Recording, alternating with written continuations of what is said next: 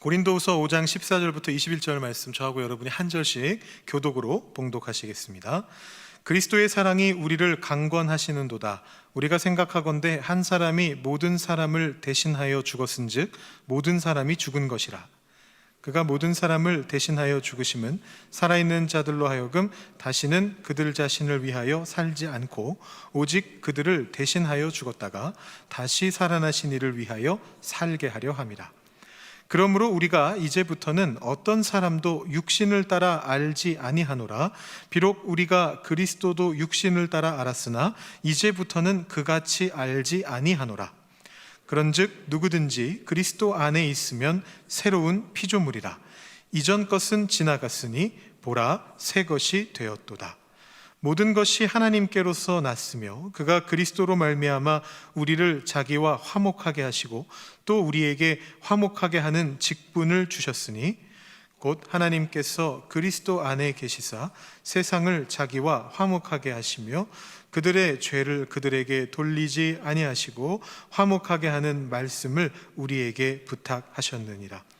그러므로 우리가 그리스도를 대신하여 사신이 되어 하나님이 우리를 통하여 너희를 권면하시는 것 같이 그리스도를 대신하여 간청하노니 너희는 하나님과 화목하라. 하나님이 죄를 알지도 못하신 이를 우리를 대신하여 죄로 삼으신 것은 우리로 하여금 그 안에서 하나님의 의가 되게 하려 하심이라. 아멘. 우리 안에는 은연중에 새 것에 대한 갈망이 있습니다. 여러분, 새 것과 헌 것이 있다면 어느 것을 택하고 싶으십니까? 새 옷과 헌 옷이 있다면 어느 옷을 택하시겠습니까? 새 차와 헌 차가 있다면 어느 차를 택하시겠습니까? 새 것이 좋으시죠? 네, 새 것이 좋으시죠? 새 것을 좋아하는 마음이 우리 안에 있습니다. 홈페이지 같은 데 찾아 들어가 보면 항상 옆에 뭐가 하나 있느냐 하면 What's new? 라고 되어 있습니다. 우리 사이트에 홈페이지에 가장 최근에 나온 것이 무엇인가를 보여주는 칸이 있습니다. 여러분, 그 쇼핑몰 같은 데 가면은 뭐라고 하나, 뭐가 제일 이렇게 눈에 띄게 적혀 있나요? 신상 도착 이렇게 적혀 있습니다. 네, 신상이 뭐죠? 새로운 상품, 새 상품이 왔습니다. 거기를 제일 반짝반짝하게 꾸며놓습니다. 여기가 새 신상이 있는 곳입니다. 이렇게 이야기를 합니다. 우리가 뭐 컴퓨터 프로그램을 하거나 모바일 앱 같은 거 이렇게 다루다 보면 뭐가 바뀌었는지는 모르겠지만 좌우지간 계속 연락이 옵니다. 업데이트하라고. 새로운 버전이 나왔으니까 새 버전으로 바꾸라고 계속해서 연락이 옵니다. 제일 좋은 것은 새 것이다 라는 생각이 우리 안에 들어 있습니다. 여러분, 혹시 그 옷이나 신발 같은 거 사러 가셨을 때 거기 이제 신발이나 이런 걸 신어보고 입어보지 않습니까? 내가 한번 입어보고 내 몸에 맞나 이렇게 확인해 봅니다. 그러고 나면 이제 종업원이 물어보죠. 마음에 드시나요? 이렇게 물어봅니다. 그러면 예, 마음에 드네요. 제 몸에 딱 맞네요. 제 발에 딱 맞네요. 이제 이렇게 대답을 합니다. 그러면 종업원이 뭐라고 얘기하냐면 그러면 그거 드릴까요? 이렇게 말씀을 합니다. 그럼 뭐라고 대답하시죠? 저기 대답이 하나 나왔는데요. 뭐라고 하나요? 네. 이거 말고요. 박스에 들어있는 새 거로 주세요. 네, 보통 이렇게 얘기합니다. 왜냐하면 이거는 다른 사람들이 입었던 옷이잖아요. 이거 중고란 말이에요. 아무리 안 팔렸던 옷이라 할지라도. 그래서 박스에 들어있는 새 것 주십시오. 보통 이렇게 주로 한국 사람들이 그렇게 이야기를 많이 하는 것 같습니다. 제가 캐나다에 있는 쇼핑몰에 가가지고 똑같은 말을 했더니 잘 이해를 못 하더라고요. 이거하고 저거하고 똑같은 건데 왜 그걸 달라고 하냐, 이렇게 좀 이해를 못 하던데, 우리에게는 이런 마음들이 있습니다. 아무튼 새 거가 필요하다. 다른 사람이 안 신어봤던 거, 안 입어봤던 거, 새 것을 갖고 싶다. 심지어는 예수님조차도 새 술은 새 부대에 라는 그런 말씀을 하셨습니다. 물론 예수님이 그 말씀을 하실 때 의미는 조금 더 복합적인 의미가 그 안에 들어있긴 합니다. 그건 이제 제가 그 말씀을 가지고 따로 아마 설교를 해야 될 건데, 근데 이 문구가 워낙 직관적이고 인상 깊잖아요. 새 술은 새 부대에. 그래서 이거를 기독교인 아닌 사람들도 가져다가 씁니다. 예수님이 하신 말씀이라면서 새 술은 새 부대에 담아야 되지 않느냐, 새 거가 더 좋다, 이런 말씀으로 많이 사용을 합니다. 이렇듯이 우리 안에는 기본적으로 새 것이 더 좋다, 새 것이 더 쓸모 있다라는 그런 생각들이 자리 잡고 있습니다. 물론 이 말이 대부분의 경우는 옳습니다. 헌 것보다 새 것이 좋죠. 직관적으로 그렇습니다. 근데 이제 여기에도 우리가 한번 질문을 던져볼 수는 있어야 됩니다. 왜 새 것이 좋은 것인가? 제가 말씀드리는 건 무슨 철학적인 질문이 아니고요. 왜 새 것이 좋으냐 그런 얘기가 아니라 어떤 특정한 상황들 속에서 이 새 것이, 이 새 차가, 이 새 신발이, 이 새로운 어떤 것이 왜 나한테 더 좋은가에 대해서 우리가 질문해 볼 수는 있어야 된다는 겁니다. 늘 똑같지는 않거든요. 어떤 때는 우리가 새 것보다 헌 것을 더 좋아하는 경우도 드물지만 있습니다. 익은 김치를, 신김치를 선호하시는 분들은 새 김치를 준다 그러면 손사래. 아니 나는 익은 게 좋아. 헌 김치로 줘. 이렇게 이제 얘기하실 수 있거든요. 이런 건 예외적인 경우고. 혹은 새 것이 좋긴 좋은데 이유는 다 다를 수 있어요. 나는 이 옷이 새 옷이라서 좋은데 어때서 좋으냐면 디자인이 최신 유행이라 좋아. 어떤 사람은 내 몸에 이렇게 닿는 감촉이 좋아서 이 옷이 좋아. 또 어떤 사람들은 또 다른 이유로 이게 제일 반짝반짝 빛나 보여서 좋아. 이런 식으로 서로 다른 이유를 생각할 수가 있습니다. 그래서 이런 질문을 해보는 겁니다. 왜 이 상황에서 나는 새 것이 필요한가? 어떤 의미의 새 것이 중요한 것인가를 생각해 볼 수가 있는 것입니다. 특별히 그것을 우리가 신앙 안에서도 생각해 볼 수 있는 거죠. 오늘 우리가 읽은 말씀을 보면 새 것에 대한 말씀이 나오고 있습니다. 17절 말씀입니다. 그런즉 누구든지 그리스도 안에 있으면 새로운 피조물이라 이전 것은 지나갔으니 보라 새 것이 되었도다. 참 멋진 말씀이죠. 굉장히 아름다운 말씀입니다. 좋은 말입니다. 유명한 말입니다. 누구든지 그리스도 안에 있으면 새로운 피조물이라 보라 새 것이 되었도다. 이게 아주 문구 자체가 굉장히 시적이고 아름답습니다. 얼마나 아름다운가 하면 심지어 그 도입하는 말인 그런즉이라는 말까지도 멋지게 들려요. 뭔가 좀 느낌이 있는 그런 말처럼 느껴집니다. 근데 여기에서 말하는 새로운 피조물이라는 게 도대체 무엇을 말하는 걸까요? 여러분은 새로운 피조물이십니까? 어떤 의미에서 새로운 피조물이십니까? 우리가 흔히 이 말씀을 거듭남이라는 개념하고 연결을 시킵니다. 새로 태어남이죠. 요한복음 3장 3절에서 예수님이 이렇게 말씀하십니다. 사람이 거듭나지 아니하면 하나님의 나라를 볼 수 없느니라. 다시 태어나야 된다. 새로운 존재가 되어야 된다. 이렇게 말씀을 합니다. 골로새서 3장 9절 10절 말씀에 뭐라고 되어 있느냐 하면 옛사람과 그 행위를 벗어버리고 새 사람을 입었으니 이는 자기를 창조하신 이의 형상을 따라 지식에까지 새롭게 하심을 입은 자니라. 이렇게 이야기하고 있습니다. 구약으로 가보면 이사야서 43장에 이런 말씀이 적혀 있습니다. 너희는 이전 일을 기억하지 말며 옛날 일을 생각하지 말라. 보라 내가 새 일을 행하리니 이제 나타낼 것이라. 그리고 우리 성경의 마지막 책인 요한계시록 끝부분에 가보면 또 이런 말씀이 나와 있습니다. 보좌에 앉으신 이가 이르시되 보라 내가 만물을 새롭게 하노라 하시고 또 이르시되 이 말은 신실하고 참되니 기록하라. 성경의 많은 곳에서 우리가 새로운 존재다 라고 그렇게 이야기하고 있습니다. 하나님이 우리를 새롭게 만드실 것이다 라고 그렇게 이야기하고 있습니다. 그런데 문제는 막연히 새로운 게 좋은 거야 라는 그런 이미지만 가지고는 이 말씀들의 참된 의미를 파악할 수 없다라는 것입니다. 여러분은 스스로 새로운 존재로 느끼십니까? 저는 거울을 볼 때마다 내가 매 순간 헌 것이 되고 있구나 라는 것을 깨닫습니다. 아마 이렇게 생각하실 수 있지만 저 젊은 사람이 뭔 소리를 하고 있나 이렇게 생각하실 수도 있겠습니다만 거울을 볼 때마다 그런 깨달음을 얻게 됩니다.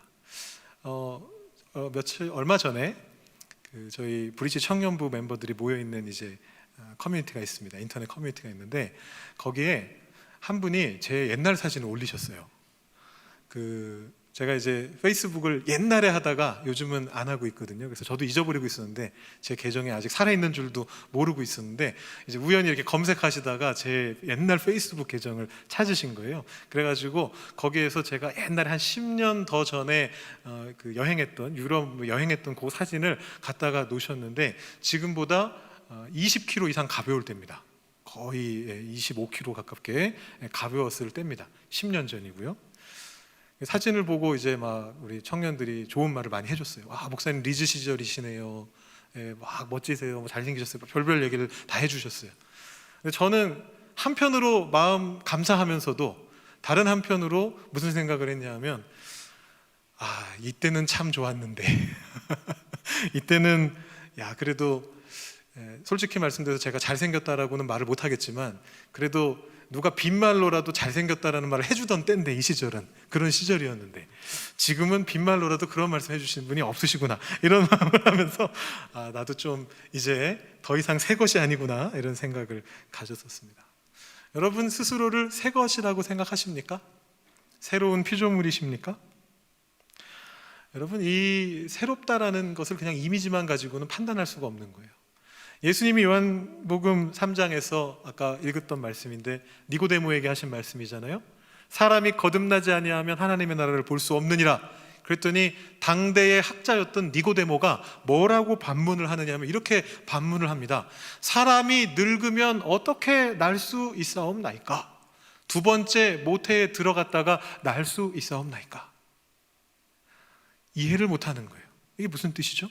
거듭난다, 다시 태어난다, 새로운 존재가 되었다, 이것이 무슨 뜻입니까? 전혀 이해하지 못하고 있었습니다. 이 새로운 존재가 된다는 것이 무슨 뜻인지 우리가 이해하지 못하면 니고데모처럼 똑같은 질문을 하게 되는 거예요. 어떻게 새로워진다는 말이죠? 새롭다는 게 도대체 뭐죠? 나는 정말 새로운 존재인가요? 뭐가 달라지는 건가요? 라고 질문할 수밖에 없게 된다는 것입니다. 여러분, 우리가 5장 17절 말씀만 따로 똑 띄워놓고 보면은 거기에는 그 이미지밖에 보이지 않습니다. 하나님이 우리를 새롭게 만드셨고 이전 것은 지나갔으니까 우리는 이제 새로운 피조물이구나. 그렇구나. 근데 그게 무슨 뜻이지? 이렇게 생각하게 됩니다. 그럴 때 이제 제가 잘 아는 주변 말씀을 같이 살펴보는 시간을 가지면 좋은 거죠. 맥락을 한번 따져보시면, 오늘 말씀의 맥락을 따라가 보시면 그 새로운 피조물이라는 것이 무엇을 의미하는지가 분명하게 드러나게 됩니다. 17절 앞에 세 개의 절이 있습니다. 14절, 15절, 16절 말씀인데요. 이 말씀에 있는 맥락을 따라가 보시면 어떤 얘기냐? 모든 사람이 죽었다. 14절에서 그렇게 이야기합니다. 모든 사람이 죽었다.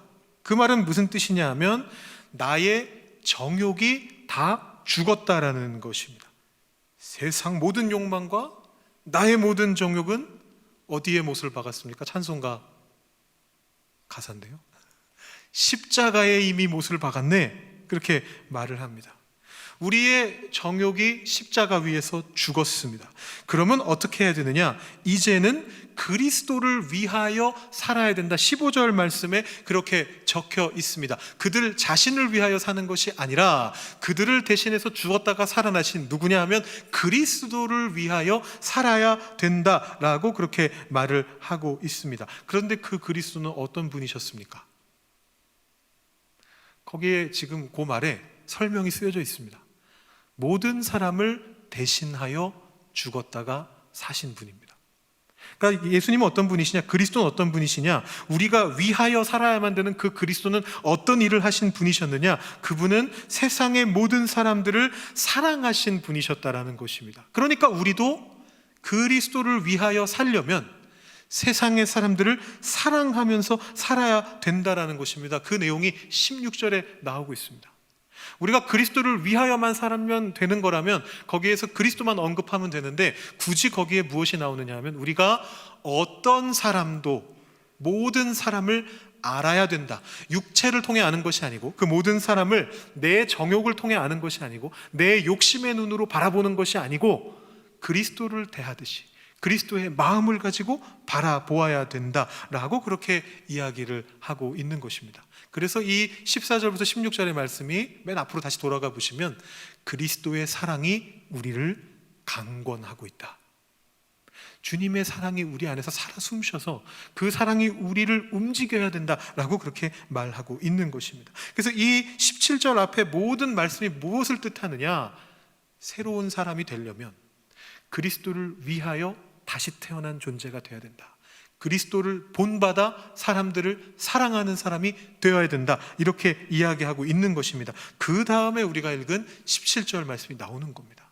누구든지 그리스도 안에 있으면, 그리스도를 위하여 사는 사람이라면 새로운 피조물이다, 새 것이 되었다, 그렇게 이야기하는 것이죠. 이제 나의 육체가 죽고 육신으로 상징되는 나의 모든 정욕이 죽고 나의 욕심이 죽고 이제는 새로운 피조물이 된다라는 것입니다. 그 결과가 18절 이후에 나오고 있습니다. 그리스도로 말미암아 우리를 자기와 화목하게 하시고 우리에게 화목하게 하는 직분을 주셨으니 하나님께서 그리스도 안에 계시사 세상을 자기와 화목하게 하시며 그들의 죄를 그들에게 돌리지 아니하시고 화목하게 하는 말씀을 우리에게 부탁하셨느니라, 이렇게 이야기합니다. 하나님 우리에게 뭘 부탁하셨다고요? 우리를 새롭게 만드신 다음에, 새로운 피조물로 만드신 다음에 우리에게 사명을 주십니다. 그 사명은 세상 속으로 나가서 그 세상을 정죄하는 것이 아니고요, 야 너희들 다 죄인이야, 그렇게 살면 안 돼 라고 말하는 것이 아니라 오늘 말씀에 따르면 화목하게 하는 말씀을 전해서 화목하게 만들어야 된다라고 그렇게 이야기하고 있습니다. 하나님을 알아야 되고 그 하나님을 알아서 다시금 하나님 앞으로 돌아오게 되고 그 하나님의 사랑을 깨달아 알라라는 말을 우리가 전해야 된다는 것입니다. 그것이 새로운 피조물이 된 우리에게 하나님께서 부탁하신 사명인 것입니다. 그러니까 여기서 말하고 있는 17절에서 말하고 있는 이 새로운 피조물이다라고 하는 것은요, 번쩍번쩍 빛나는 무슨 신상을 말하는 게 아니다라는 것입니다. 아, 이 옷이 새 옷이네요. 이 옆에 있는 옷보다 훨씬 번쩍번쩍거리고 예쁘네요. 아, 이 차가 새 차네요. 여기 오랫동안 디스플레이 돼 있던 차보다 이 차가 훨씬 더 깨끗하고 예뻐 보이네요. 그런 얘기를 하는 게 아니다라는 것입니다. 물론 때로는 우리가 세상 사람들과의 어떤 경쟁에서 승리하여서 하나님의 위대하심을 드러내야 되는 그런 때도 있을 것입니다. 그렇지만 그것만을 추구해야 되는 건 아닙니다. 그것만이 하나님의 방법인 것이 아닙니다.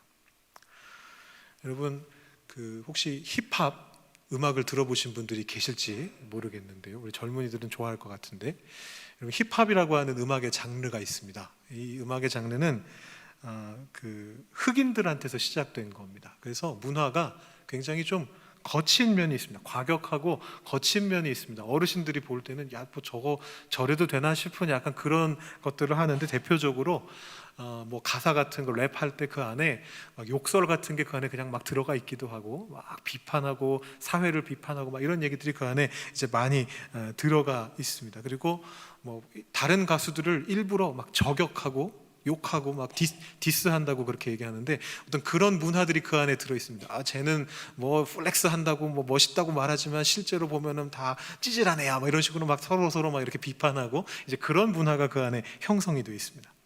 그런데 한 몇 년 전에 5, 6년 된 것 같은데요, BY라고 하는 래퍼가, 힙합 가수가 이렇게 혜성처럼 나타난 적이 있었습니다. 근데 이 친구가 굉장히 센세이셔널한 반응을 불러일으켰는데, 이 친구의 특징이 뭐였냐 하면 크리스찬이에요. 그리스도의 사랑을 얘기합니다, 이 힙합 안에서. 근데 보통 그렇게 하면 사람들이 뭐라고 반응하느냐, 우리 뭐 크리스찬들이야, 아유 멋있다, 그리스도의 사랑을 저렇게 전하는구나, 좋아하는데, 밖에 있는 사람들이 볼 때는 뭐야 저거 이상하다, 이렇게 보통 생각을 하거든요. 근데 이 BY가 굉장히 멋있었던 건 뭐냐 하면, 실력이 좋아서인지 그걸 어떻게 굉장히 잘 이렇게 만들어서 그랬는지는 모르겠는데, 요즘 젊은이들 좋아하는 표현으로 진짜 힙하게 그리스도의 사랑을 전했습니다. 열광하는 거예요, 사람들이. 그리스도의 사랑을 전하는 그 가사에 막 열광하는 거예요. 물론 그렇다고 해서 사람들이 그 음악을 듣고 막 교회로 다들 젊은이들이 몰려왔느냐, 거기까지는 잘 모르겠습니다. 근데 사람들이 어떤 그런 반응들을 보였습니다. 열광하는 반응을 보였습니다. 그래서 저도 이 BY가 처음 나왔을 때, 그때 아마 제가 밴쿠버에 있었을 때였는데, 거기 있었던 청소년들, 교회 다니는 친구들한테 BY를 소개하면서 하나님 말씀을 전하기도 했었습니다. 근데 여러분, 사람들이 열광할 때요, 꼭 옆에서 초치는 사람들이 꼭 한 명씩은 있습니다. 막 이 크리스천들이 BY한테 막 열광하고 있었는데, 어느 목사님이 교계 신문에다가 본인의 약간 불편한 심정을 이제 기고를 하신 거예요. 제가 읽어봤는데 어떤 얘기냐면 이런 얘기입니다. 이 BY가 한국 교계가 수십 년 동안 청년들에게 주입시켜 왔던 성공신화의 증인이다. 무슨 얘기냐 하면요, 교회가 오랫동안 청년들에게 세상에 도전해라 라고 이렇게 가르치면서 세상 속에서 경쟁해서 주님의 방법으로 승리해서 하나님의 영광을 세상 사람들한테 이렇게 멋지게 우리는 산다, 이렇게 보여줘야 된다, 이렇게 가르쳐 왔다라는 것입니다. 물론 그 자체가 나쁜 것은 아니죠. 세상 속에서 우리가 하나님을 드러내기 위해서 멋있게 살아갈 필요가 있습니다. 그런데 문제는 이 BY처럼 성공적인 케이스들도 존재하지만 모든 사람들이 그렇게 되지는 않는다라는 것이죠. 모든 사람들이 그 길을 똑같이 가지 못하는데, 그러면 그 사람들은 무슨 생각을 하게 되느냐 하면, 교회에서 야, 세상에 가서 성공해서 하나님의 영광을 드러내. 나는 성공 못했는데, 그럼 나는 실패자인가? 나는 하나님의 영광을 드러낼 수 없는 존재인가? 이렇게 생각하게 된다는 것입니다. 과연 교회에서 청년들에게 그렇게 가르친 것이 옳은 것인가? 이런 질문을 던지는 글을 제가 읽어봤었습니다. 다시 말씀드리지만 이러한 어떤 방법이 무조건 틀렸다라는 그런 얘기는 아닙니다. 이것도 하나의 방법이죠. 멋지고 힙한 방법으로 세상 안에서 승리를 거두면서 하나님께 영광 올려드리는 거 당연히 나쁜 것이 아닙니다. 그렇지만 그것만이 우리가 가야 될 길이다라고 그렇게 말을 한다면 얘기가 달라집니다. 저도 목사로서 성도님들 뵐 때마다 여러분들이 세상 속에서 승리하시기를 간절하게 원합니다. 그렇게 기도해 드립니다. 진심으로 그렇게 되기를 바라고 원합니다. 그렇지만 그것과는 별개로 오늘 말씀 속에서 이야기하는 새로운 피조물이 과연 그런 것인가? 세상 속에 하나님의 영광을 드러내는 빛나는 존재로 살아가라는 뜻인가? 라고 말한다면 그것과는 조금 다르다라는 말씀을 드리고 싶은 것입니다. 오늘 본문이 말하는 새로운 피조물이란 무엇이냐? 나만을 생각하는 나의 욕망을 내려놓고 그리스도의 사랑으로 무장해서 사람들을 섬기면서 그들에게 하나님의 화평을 전하는 존재를 의미하는 것입니다.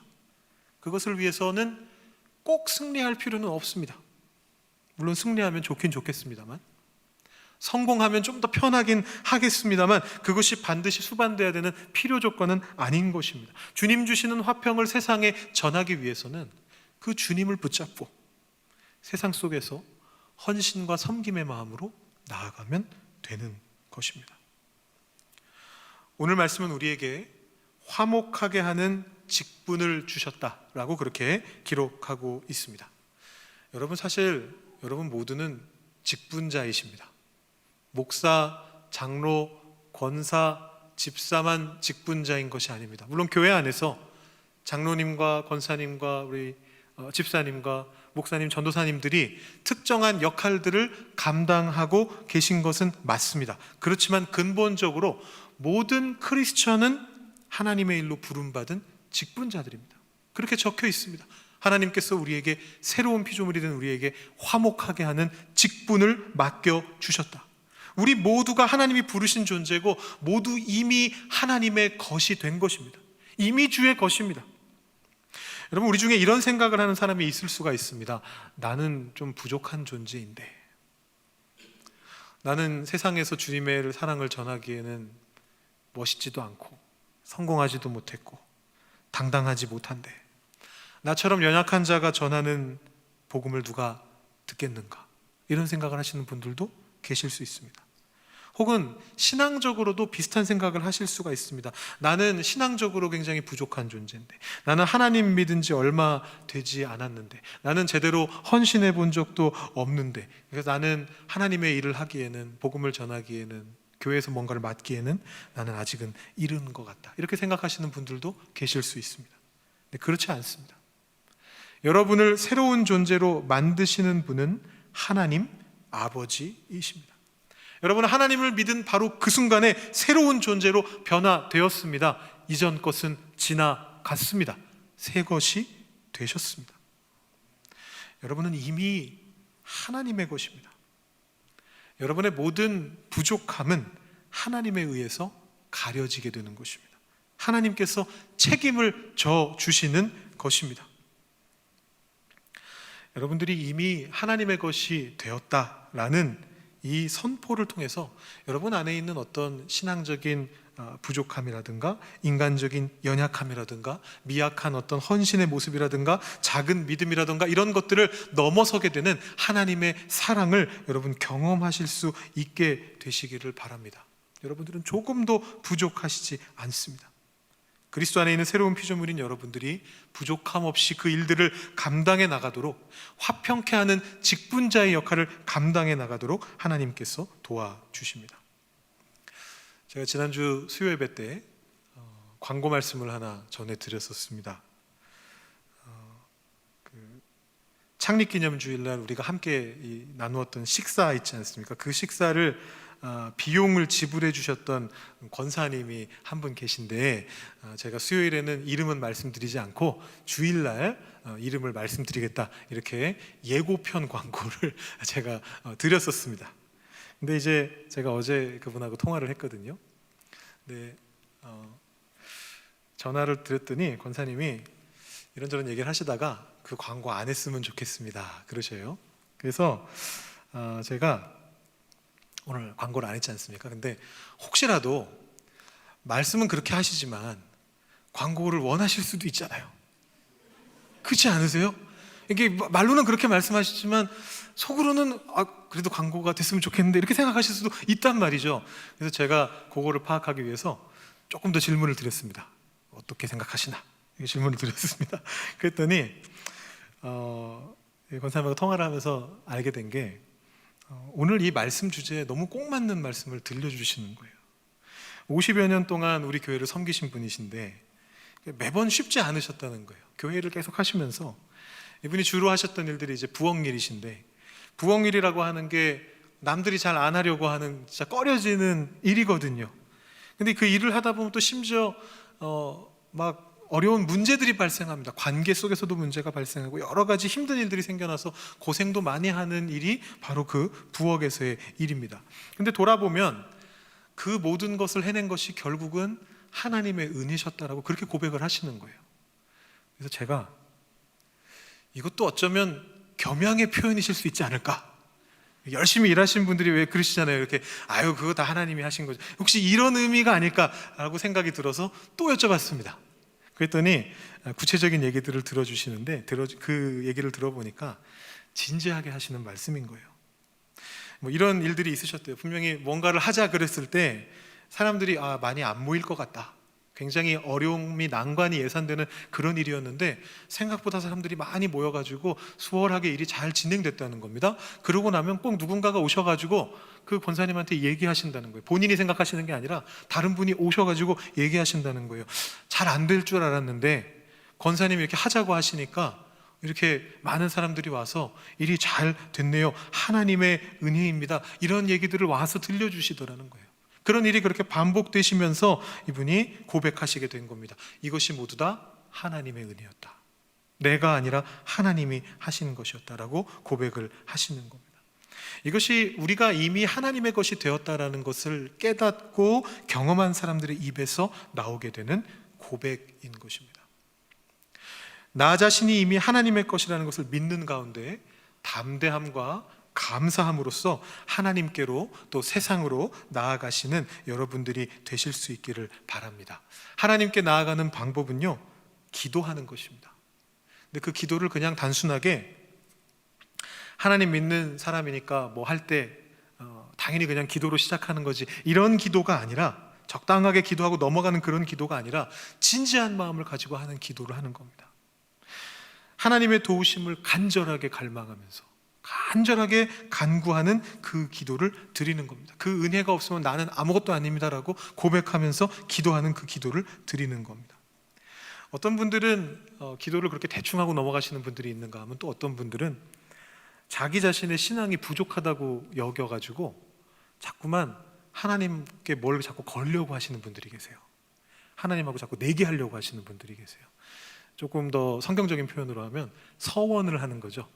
하나님, 이 기도 들어주시면 11조를 바치겠습니다 라든가, 아니면 하나님 이거 해주시면 제가 40일 동안 특별 기도 올려드리겠습니다 라든가, 이런 거를 하게 되는 겁니다. 뭐 그 자체가 나쁜 것은 아니지만 그럴 필요가 꼭 있는 게 아니에요. 우리의 기도는 하나님께서 이미 우리를 하나님의 사람으로 만드셨다, 주님의 것으로 만드셨다는 것에 대해서 감사하며 감격하는 가운데 진지하고 솔직하게 나아가는 것이어야만 됩니다. 그리고 우리가 담대하게 세상을 향해 나가야 됩니다. 오늘 말씀에 적혀 있는 것처럼 우리는 새로운 피조물이 됐습니다. 나의 부족함은 주님의 것으로 다 가려졌습니다. 그리고 우리가 가야 될 곳은 어디냐 하면 화평의 말씀을 들고, 화목하게 하는 말씀을 들고 그 세상 속으로 나아가야 되는 것입니다. 우리가 이미 하나님의 것이기 때문에 우리는 물러설 필요가 없습니다. 담대하게 주님 붙잡고 그 세상을 향해서 나아갈 수 있게 되는 것입니다. 자, 여러분들께 기도 하나를 읽어드리고 오늘 말씀을 마치려고 합니다. 윌리엄 바클레이 박사님의 새로운 기회를 위한 기도라는 기도인데요, 제가 이 기도를 여러분들께 읽어드리면서 오늘 말씀 마치도록 하겠습니다. 오 하나님, 내가 저지른 모든 잘못을 용서하여 주옵소서. 돌이켜볼 때 내게는 많은 아쉬움이 남습니다. 다시 한번 내게 기회가 주어진다면 훨씬 더 잘할 수 있을 것들과, 다시 또 만난다면 보다 친절하고 정중한 태도로 대할 것 같은 사람들, 내가 하지 말았어야 할 것들과 해서는 안 될 말들, 내가 행하지 않은 것들과 다시는 결코 올 것 같지 않은 기회들이 생각납니다. 그리고 또다시 내게 기회가 주어진다면 반드시 행동으로 옮길 바람직한 충동이 생각납니다. 오 하나님, 내게 편한 잠자리를 허락하시고 내게 합당한 방법으로 행하고 살아갈 수 있는 능력과 은혜를 더하시옵소서. 주 예수 그리스도의 거룩한 이름으로 기도드립니다. 아멘. 우리 이 기도를 여러분들 마음에 품으시고 하나님께로, 세상으로 나아가시는 여러분들 한 분 한 분 되시기를 주님의 이름으로 축원합니다. 기도하시겠습니다. 하나님 아버지, 감사합니다. 우리를 주의 것으로 만들어 주시고 부족한 우리를 주의 일들을 감당하는 자리로 불러주시니 감사합니다. 세상 속에서 때로는 우리가 우리의 모습을 보며 주눅들어 살아가게 될 때도 있지만 그곳에서 우리를 화평케 하는 직분자로 불러주셨음을 깨닫게 하시니 감사합니다. 하나님, 우리가 새로운 피조물로서 주님의 뜻을 따라 살아갈 수 있는 저희들이 되기를 소망합니다. 모든 상황들 속에서 나의 부족함을 보는 것이 아니라 나를 주님의 것으로 만드신 주님의 능력을 바라보며 나아갈 수 있도록 인도해 주시고, 내가 속한 이 교회 공동체와 내가 속해 살아가고 있는 이 세상 토론토 땅 위에 주님 주신 화평을 전할 수 있는 저희들이 되도록 인도하여 주시옵소서. 우리 마음을 주님께서 주장하여 주시고 우리의 영혼을 주의 성령으로 임재하게 하셔서 주님의 성령으로 이끌림 받는 우리의 삶이 될 수 있도록 주님 인도하여 주시옵소서. 감사드리며 예수님의 이름으로 기도드립니다. 아멘.